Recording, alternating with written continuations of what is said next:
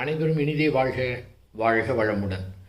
நம்முடைய மன உணர்வுகளை சீரமைக்க தேவையில்லை என்று கண்டுபிடிக்கும் வரை நம்முடைய மனம் போராட்டத்திலே இருந்து கொண்டுதான் இருக்கும். அதை தவிர்க்க முடியாது. கஷ்டப்பட்டுக்கிட்டு தான் இருக்கணும். நம்முடைய தலையெழுத்து அப்படி தான் அப்படின்னு நினைத்து கொண்டு இருக்கக்கூடாது.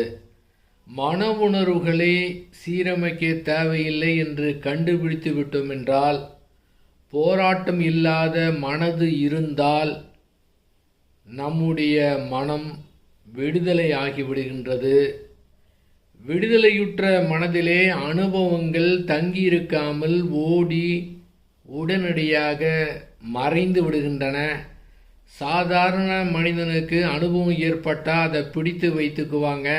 இங்கே எந்த முயற்சி இல்லாமல் தானாகவே மறைந்து விடும்.